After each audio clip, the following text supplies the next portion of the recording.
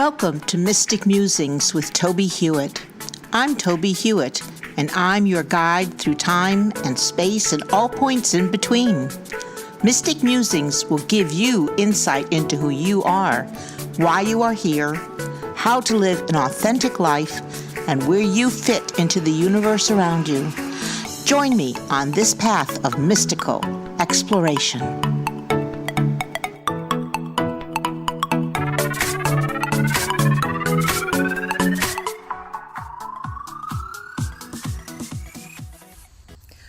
Welcome to episode 11 of Mystic Musings with Tobie Hewitt. This week, we will discuss the concept that we are the world and that we and the earth are one as we continue our mystic journey.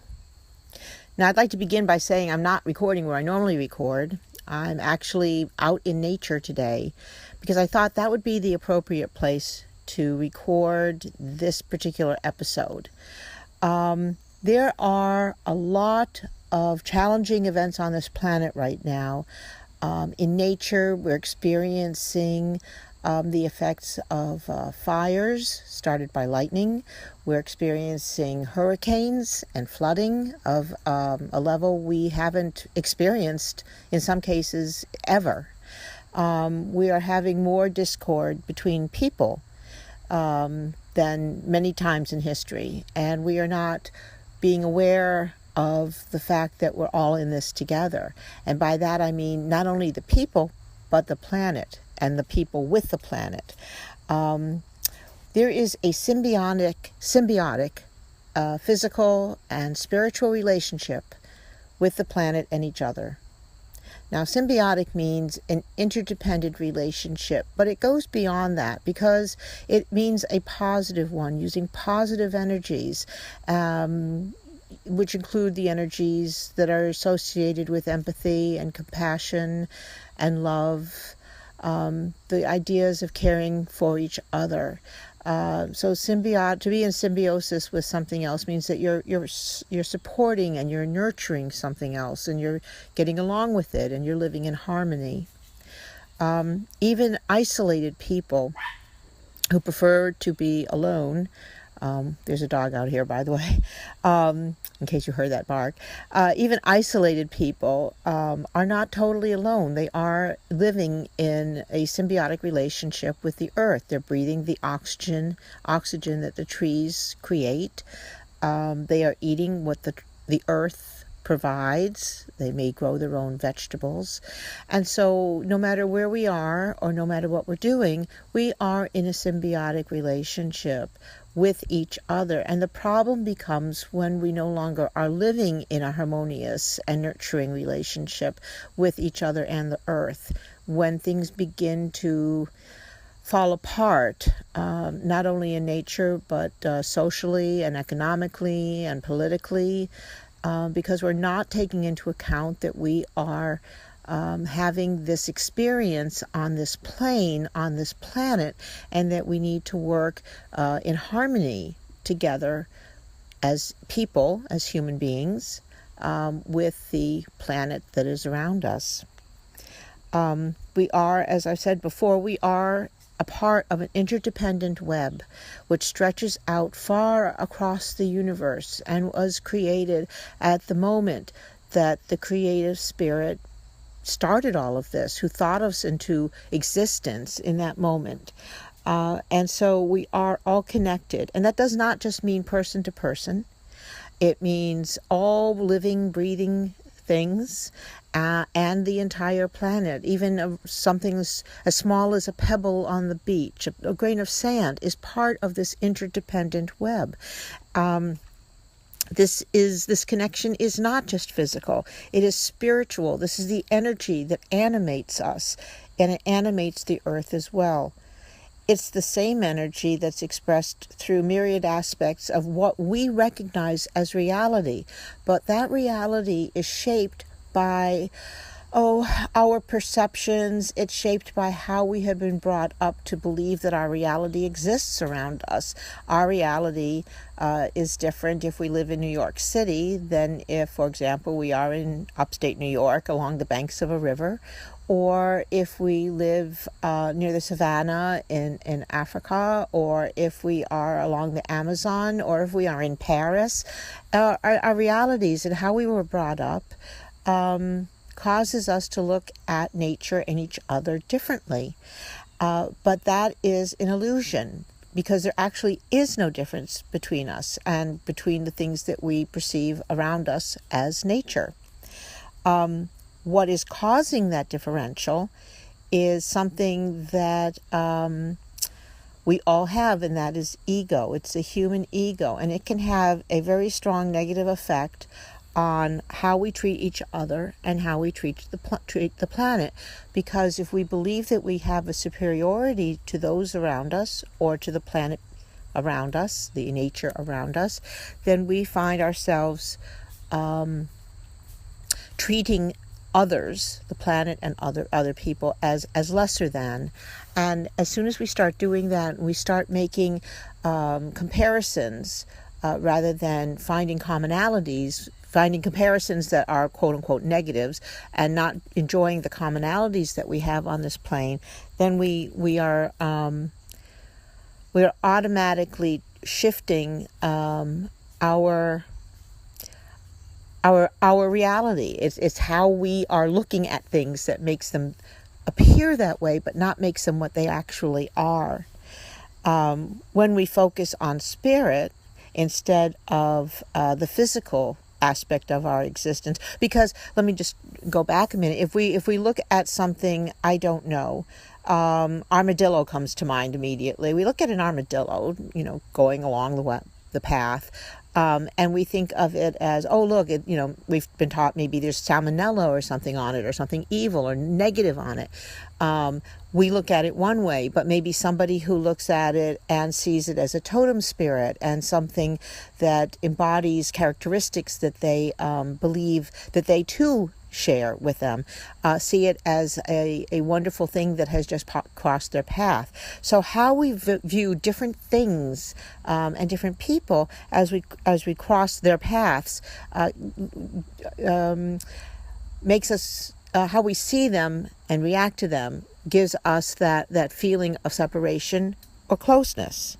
So when we look at things out of a sense of spirit, from our spirit, we can recognize the spark within all the aspects of the spirits of the universe, and we perceive and recognize our oneness, that we're at one with the armadillo, we're at one with each other, we are one with the grass and the trees. So because that spirit energy is pervasive and pervades everything, as I say, from the smallest grain of sand to the largest point in the universe itself, everything is imbued with this energy. And once we begin to understand that, we can make a difference. We can be the change. Just as when we're out of balance and can suffer ailments when we do not take care of ourselves, so too with the planet.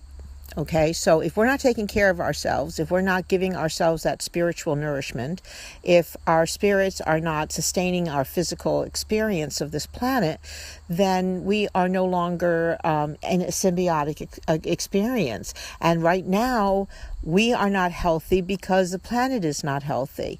We are having to work harder at sustaining ourselves and keeping ourselves going, especially in areas that have been hit by the hurricanes recently. And so it becomes more and more evident that something is out of balance here. And we can start to look at how we are not taking care of the earth, how the planet is not responding well to how we are overusing resources, and how we are not respecting it. And once we start to understand that balance can be achieved by recognizing that we are stewards of this planet, that we are here to help the planet, and the planet is here. It is a conscious aspect of this entire quote-unquote reality, that we can all be working together for each other's betterment. And that will bring down whatever we want to call it, climate change. It will bring things back into balance, and we will have fewer of these natural disasters, which are really a call to action. They're not mindless, senseless. There's a thought out process here. If we raise the ocean 2 degrees, hurricanes are going to become more prevalent and more forceful.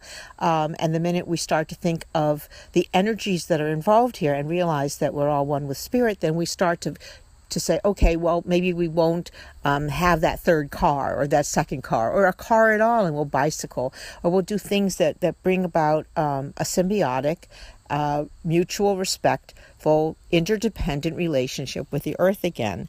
Balance is achieved in part through empathy, compassion, and love. And when we treat each other and the planet with empathy, compassion, and love, we can bring about a healing that will be on the level of what we consider the miraculous. And that is the day that I am looking forward to, and I'm hoping that you are looking forward to. If those who have been selected as our leaders, or as leaders, do not espouse and exhibit these characteristics, then we must redouble our commitment to act and react in and with the energy of love.